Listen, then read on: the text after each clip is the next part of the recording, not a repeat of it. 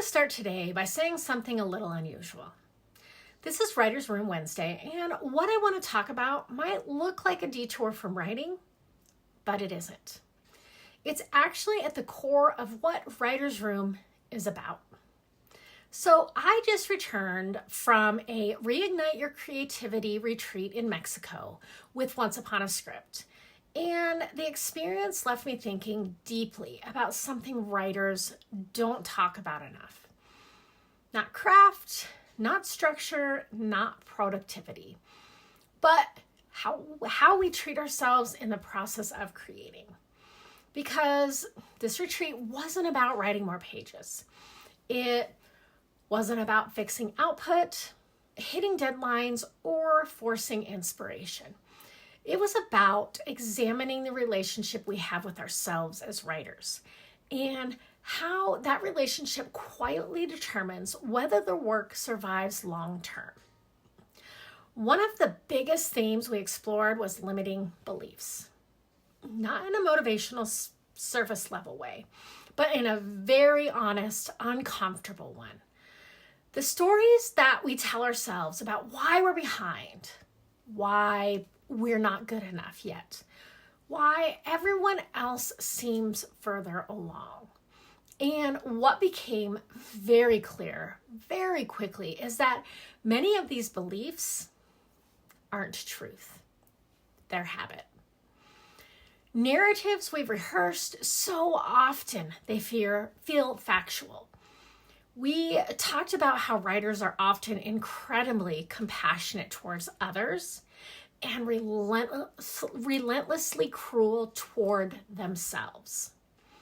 How quickly we default to self-criticism instead of curiosity. How easily we mistake harshness for discipline. And how that harshness doesn't make better work. It just makes quieter writers. Another major part of the retreat was stepping out of our heads and back into our bodies. We participated in a sound bath, a Mayan shamanic blessing ceremony, an ice bath. We swam in a cenote. We took a dance lesson. And none of that was random because creativity doesn't live only in the brain.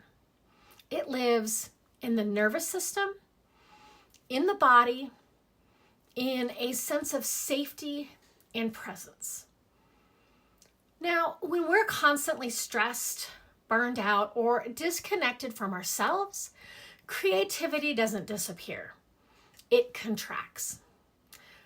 Burnout doesn't always look like exhaustion.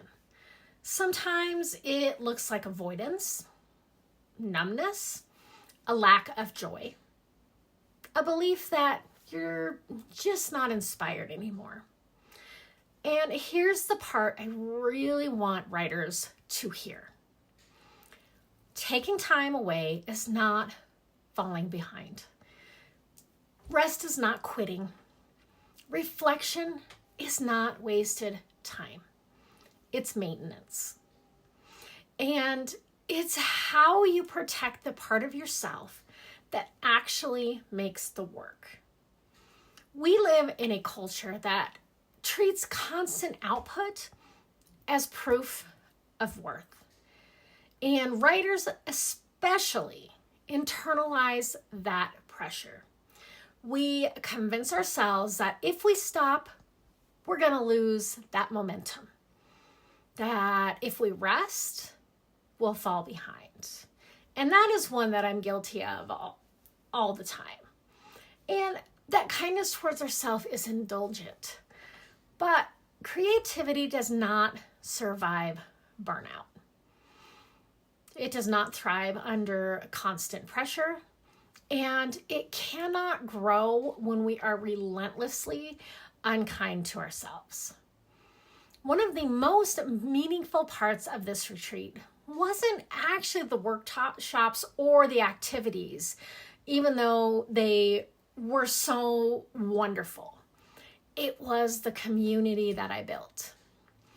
Being surrounded by other women doing this work honestly imperfectly, vulnerably, without pretending they have it all figured out, was a powerful reminder that creativity is not meant to be done in isolation.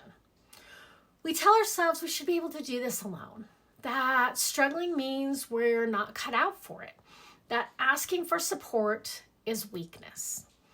But isolation is one of the fastest ways to lose momentum, confidence, and joy in what you're doing.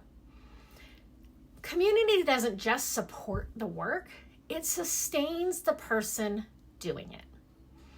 And that's why this experience ties so directly into Writer's Room. Because Writer's Room was never just about the craft. It's about sustainability. And it's about how we show up for ourselves long enough to keep creating.